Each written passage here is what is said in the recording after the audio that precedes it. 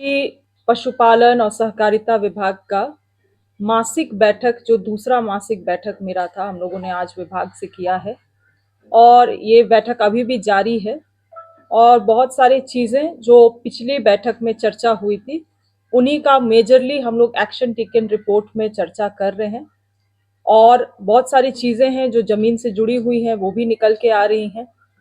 और हमारा मकसद है, हमारा उद्देश्य है कि आने वाले समय में ये राज्य को कैसे हम लोग कृषि के क्षेत्र में, पशुपालन के क्षेत्र में हम लोग आत्मनिर्भर बनाएं, उसी की ओर हम लोग काम कर रहे हैं। आज हम लोगों, हाल फिलहाल में आप लोगों ने देखा होगा कि हम लोगों ने 10 गांव के साथ बीज ग्राम के लिए एमओयू किया।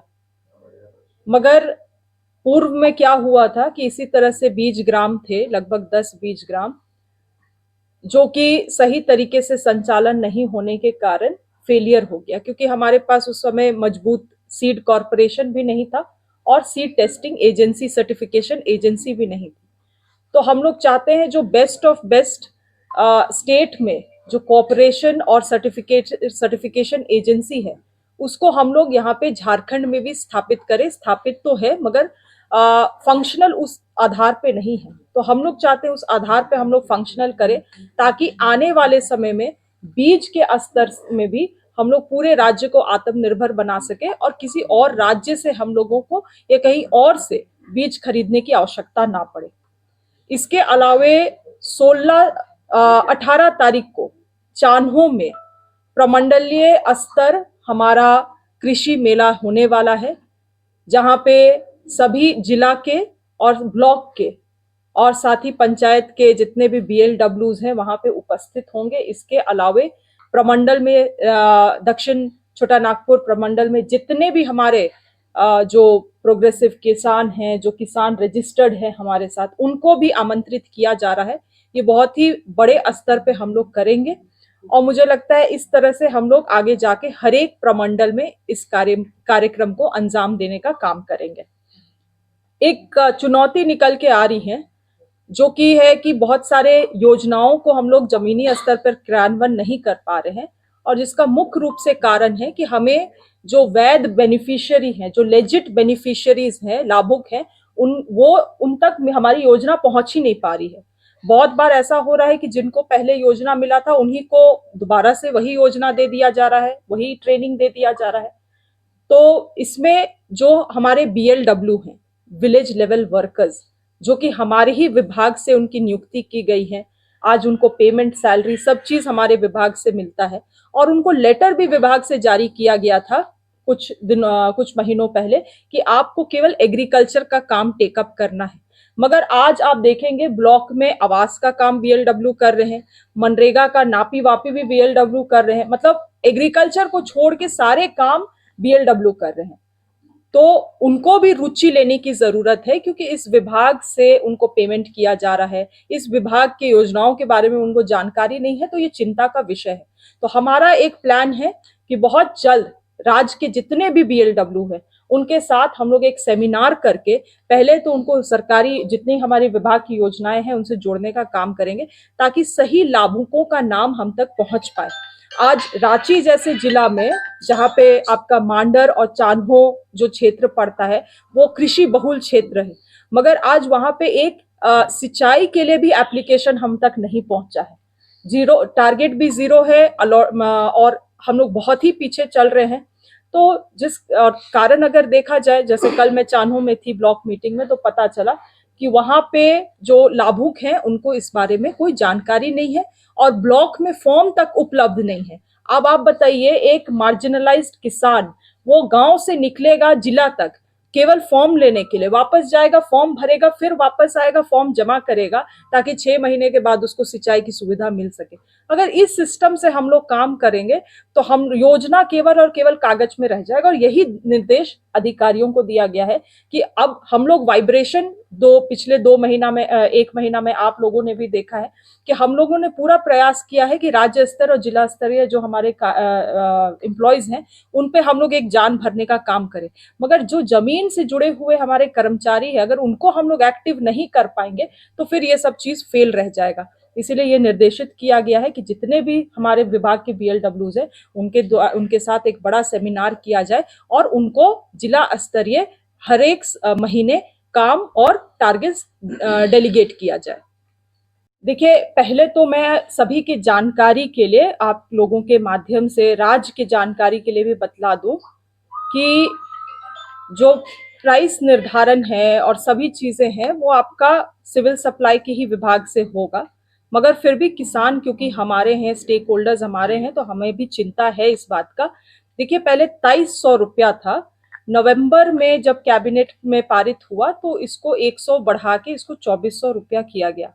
हम लोग इसको कह रहे हैं और आज के दिन में हमारे संगठन के आदरणीय राहुल गांधी जी लगातार MSP के बारे में बात करते हैं, स्वामीनाथन जी का जो रिपोर्ट है उसको लागू करने की बात करते हैं। मुझे लगता है कांग्रेस पार्टी से ज्यादा कोई इसके बारे में चिंतित नहीं है आज के दिन में। मगर आप लोगों को जानकारी होना चाहिए कि सरकार को गठन हुए मुझे लगता है मात्र 1 महीना या 1.5 महीना होता है। वैसे हालात में बहुत सारी चीजों को सिस्टम में लाने में समय लगता है। आपको बजट अलॉटमेंट किया करना पड़ता है, वो बजट पारित होता है विधानसभा से, उसके बाद उसको आपको एग्जीक्यूट करना पड़ता है। तो सिस्टम है, प्रक्रिया है, और मुझे लगता है इस बार जो हमारा इतना मजबूत सरकार गठन हुआ है तो काफी स्टेबल भी हम लोग रहेंगे और इसको निश्चित रूप से लागू करेंगे, मगर धीरे धीरे। हम लोग एक बड़ा कोई छलांग मारने के लिए नहीं आए हैं, हम लोग एक सस्टेनेबल सिस्टम बनाना चाहते हैं, सस्टेनेबल चीजों को लागू करना चाहते हैं, और इसके लिए आप लोगों की भी आवश्यकता है ताकि सही न्यूज को आप लोगों तक, जनता तक पहुंचा सके। नहीं तो कुछ विपक्ष केवल अपना राजनीति रोटी सेकने के लिए ये सब जो सवाल करते हैं कि 3200 रुपया कब मिलेगा, 3200, ये वो लोग हैं जिनके राज्य में क्या हालत है आज के दिन में आप खुद देख रहे हैं। वहां पे MSP 2300 भी उससे भी कम मिल रहा है। तो ऐसे लोगों को पहले अपने गिरेबान में झांकना चाहिए। हम लोगों से सवाल बाद में करे या कुछ समय दे उसके बाद सवाल करे। मैडम पिछली सरकार ने कृषि बजट लाया, इस बार क्या आपकी कोई योजना है बजट में कृषि बजट अलग से लाने? कुछ चीजें हम लोग ऐड कर रहे हैं, निश्चित रूप से बहुत अच्छी चीजें हैं, और इससे ज्यादा तो मैं आपको अगर बताऊं तो बहुत कुछ अच्छी योजनाएं हैं जो सरकार के द्वारा कृषि पशुपालन में चलाई जा रही है, मगर उसका क्रियान्वयन सही तरीके से नहीं होने के कारण आज वो हम मतलब उसके बारे में कुछ ज्यादा ब्रैग नहीं कर सकते हैं, बड़ाई नहीं कर सकते हैं, सरकार उसको शोकेस नहीं कर सकती है। तो मैं चाह रही हूँ कि उन एग्जिस्टिंग योजनाओं में कुछ सर्कुलर के माध्यम से बदलाव लाया जा सके ताकि उन योजनाओं को हम लोग सही तरीके से क्रियान्वयन कर सके। और मेरा ध्यान विशेष रूप से इसमें है कि आज जो अधिक से अधिक लोग पलायन कर रहे हैं, अगर मैं आपको जो बतला रही हूँ जितनी भी योजनाएं हैं, अगर उसको हम लोग सही तरीके से अगर चालू कर देते, आम जो जो सर्कुलर में लिखा हुआ है, जो राज्यादेश में लिखा हुआ है, MOU में लिखा हुआ है, वर्ड बाय वर्ड अगर उसको एजेंसी फॉलो करती तो आज लोगों को यहाँ पे पलायन करने का आवश्यकता नहीं पड़ता। एक बिरसा ग्राम योजना है, बिरसा ग्राम पाठशाला योजना, हमारे मुख्यमंत्री के लिए, वो एक हमारे मुख्यमंत्री जी के लिए बहुत ही अहम योजना है इस राज्य के लिए। उसमें इतना सुंदर राज्य आदेश डिजाइन किया गया है कि वहां के लोगों को ट्रेनिंग देना है, वहां के किसानों को मार्केट से जोड़ना है, मगर केवल और केवल कागज में। तो मैं चाहती हूँ कि जो चीज है हमारे सामने, जो मेरे थाल में जो पहले है, उसको मैं खत्म कर पाऊं, उसको मैं पहले डाइजेस्ट कर लूं, उसके बाद हम लोग नई चीजों को जरूर लागू करने का काम करेंगे। मैडम, इसी से जुड़ा एक सवाल है, जब से आपका तो आप भी एक कृषि मंत्री माना ये जा रहा है कि तिरपी को अधिकारी फाइलों के मकर जाल में नहीं उलझा सकते, और तो ये तो एक परसेप्शन है। वास्तविक स्थिति क्या है? क्या आपके अधिकारी सरकार की कल्याणकारी योजनाओं के प्रति संवेदनशील हो रहे हैं, ऐसा आपको महसूस हो रहा है? मैं इसको इसी तरह से देखती हूँ कि हम लोग 5 साल के लिए आते हैं और ये अधिकारी 60 साल का सर्टिफिकेट लेकर आते हैं, और बहुत सारी चीज़ों में इनको घुमाने का भी बहुत अच्छा एक्सपीरियंस रहता है। ठीक है, मगर मेहनत हम लोग निश्चित रूप से करेंगे। बाकी क्या होगा, जो मैं मेहनत कर रही हूँ अपने विभाग में, इसका क्या रिजल्ट आएगा ये तो समय ही बताएगा। मैं भी आज समय में नहीं। अपने स्वामीनाथन कमीशन की चर्चा की, क्या आने वाला बजट में, जो बजट आने वाला है, उसमें स्वामीनाथन कमीशन के कुछ रिकमेंडेशन को तो कृषि विभाग तरजीह देने जाने के लिए क्या? देखिए, मैं एक बात इसमें थोड़ा सा हट के आपको बताना चाहूंगी कि अभी क्या हो रहा है कि धान के लिए तो हम लोग एमएसपी दे रहे हैं। जी आने वाले समय में हम लोग कोशिश करने की हम लोग प्रयास कर रहे हैं कि जो बहुत मुख्य वेजिटेबल्स है, क्योंकि हमारा बहुत सारा झारखंड में बहुत सारी जगह से बहुत सारा सब्जियां निकलता है जो दूसरे राज्य भी जाता है। तो वैसे हालात में उन सब्जियों के लिए भी हम लोग एक एमएसपी डिफाइन करने का काम करें, वो भी हमारा प्रयास है। इसके अलावे बहुत सारे ऐसे फॉरेस्ट प्रोड्यूस है। आज यहाँ पे देखिएगा झारखंड जैसे राज्य में सबसे अधिकतर हम लोग महुआ भी देखते हैं, एक फॉरेस्ट प्रोड्यूस है। बहुत लोग अपना जीवन यापन इससे भी करें, तो इन फॉरेस्ट प्रोड्यूस को भी हम लोग कैसे एमएसपी से जोड़ा जा सके उसके लिए हम लोग प्रयास है। मगर जब तक इसको हम लोग कुछ ब्लूप्रिंट नहीं तैयार कर लेते हैं, मुझे लगता है ये अभी एक प्रयास के रूप में ही दिख रहा है। चलिए